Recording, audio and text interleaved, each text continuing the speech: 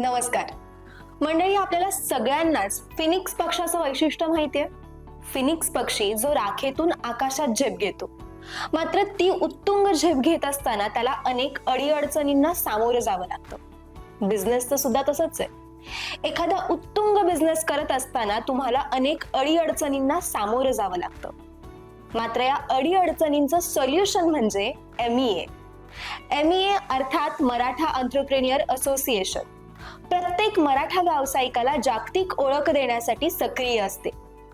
याही वर्षी MEA एक असा एक्स्पो आयोजित करत आहे ज्यामुळे प्रत्येक मराठा व्यावसायिकाला जागतिक ओळख मिळेल. अर्थातच MEA इंटरनॅशनल बिझनेस एक्स्पो. आणि या एक्स्पोचा अभिमानास्पद भाग म्हणजे आपल्यासोबत उपस्थित आहेत सूर्या ग्रुपचे CMD माननीय श्री योगेश वाके साहेब. नमस्कार. नमस्कार साहेब. कोपरगाव सारख्या एका छोट्याशा गावातून, पोहेगावच्या एका छोट्याशा गावातून आज तुम्ही पुण्यात इतकं मोठं प्रस्थ निर्माण केलं आहे. इंडस्ट्रियल सेक्टरमध्ये तुमचं नाव अभिमानाने घेतलं जातं.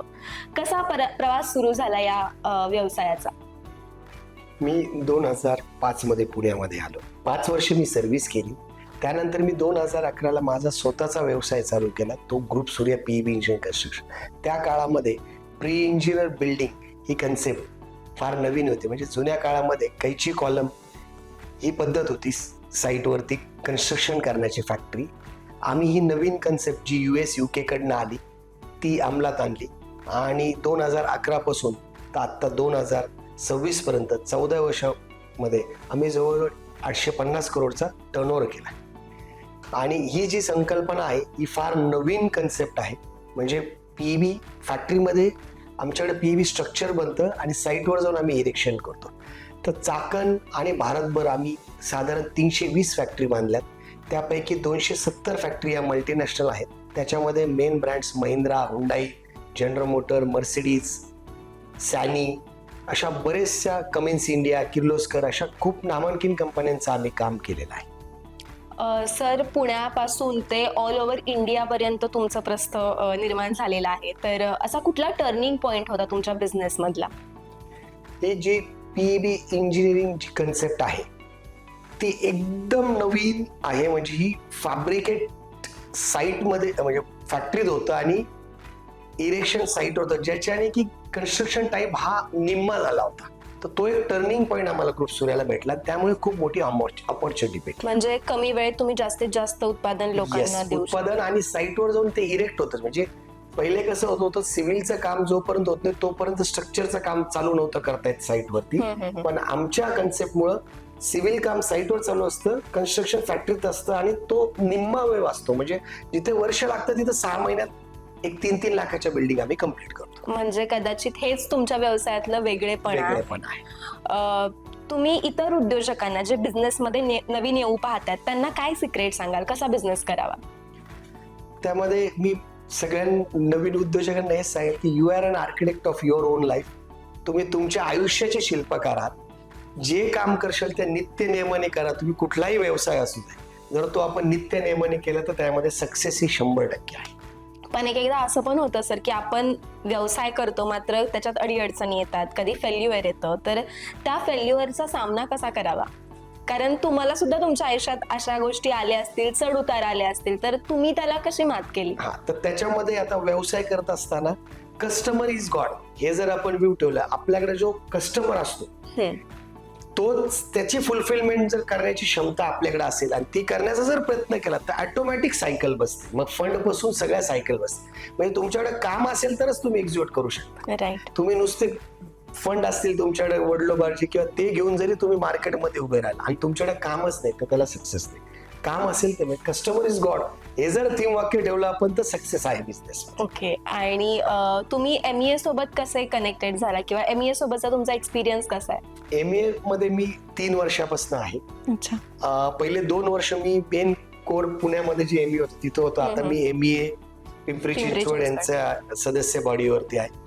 मराठा एंटरप्राइज असोसिएशन ही खूप चांगली असोसिएशन जी की मराठी उद्योजकांना म्हणजे मेनली न्यू उद्योजकांना खूप त्याच्यामध्ये संधी आहे की सर्व मोठ्या उद्योजकांना त्यांनी भेटून त्यांच्याकडे लागणारे वेंडर्स, त्यांच्याकडे लागणारे सप्लायर्स याच्या खूप ऑपॉर्च्युनिटी आहेत. आणि MEA मध्ये असल्यापासून मी बघतोय की फक्त व्यवसायच नाही तर एक नातं निर्माण होतंय, सगळे मराठी एकत्र येत आहेत. म्हणजे बऱ्याच व्यवसायाच्या व्यतिरिक्त मी संबंधही जुळताना बघितलेला आहे. त्यामुळे मराठी उद्योजकांना मी तेच यंग उद्योजकांना आवाहन करेल की तुम्ही या असोसिएशन मध्ये पार्ट बना, त्याच्या सगळ्या टाईपच्या कार्यक्रमांना तुम्ही अटेंड करा, बिझनेस मीट्सला अटेंड करा. संधी नक्कीच तुम्हाला देऊ आम्ही सगळे मोठे उद्योजक आणि विल ग्रो टुगेदर. MEAचा जो नुकताच इंटरनॅशनल बिझनेस एक्सपो होतोय, सो त्याची कुठली इम्प्रेसिव्ह गोष्ट तुम्हाला वाटते? सर्वात महत्वाचं म्हणजे इंटरनॅशनल लेवलचा हा उद्योग एक्झिबिशन अरेंज केलेलं आहे, ती खूप अभिमानाची गोष्ट आहे. आतापर्यंत इंटरनॅशनल लेवलचे जे म्हणजे एक्सपो अरेंज होतात हे प्रोफेशनल कंपनीज ज्या वर्ल्ड वाईड करतात ते अरेंज करतात, ज्यांची 20 इयर्स प्लस एक्सपिरियन्स. पण मराठी MEAने जे ऑर्गनाईज केले रिअली हा डिफरंट असेल. जगभराचे मराठी उद्योजक पण भाग घेत आहेत, काही दुबईचे येत आहेत, काही म्हणजे UAE वरनं येतात, काही US वरनं, काही लंडन वरनं जे तिथं सेटल झाले, ज्यांचे व्यवसाय तिथं आहेत त्यांनी सुद्धा सहभाग घेतलेला आहे. आणि हा फार मोठा इव्हेंट होणार आहे. आणि नवे उद्योजक जे आहेत MEA मधले त्यांनी आवर्जून तिथे स्टॉल घ्यावं की त्यांनाही खूप चान्स भेटेल याच्यामध्ये. सर, नुकताच MEA इंटरनॅशनल बिझनेस एक्सपो होतोय, सो त्या संदर्भात तुम्ही इतर उद्योजकांना काय आवाहन कराल?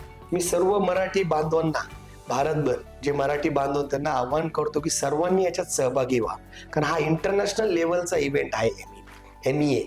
आणि MEA मध्ये मी B08 आणि B09 स्टॉल घेतलेला आहे. तर सर्वांना विनंती राहील की तुम्ही जेव्हा येशाल तेव्हा प्लीज व्हिजिट करा. सर्वांचा सहभाग असणं हे आवश्यक आहे मराठी बांधवांचा, कारण आपलं हे MEA जे असोसिएशन आहे हे आपल्याला भारतभर नाही तर जगभर वाढवायचं आहे. तर मी सर्वांना विनंती करेल की सर्वांनी याच्यात सहभागी व्हा. धन्यवाद.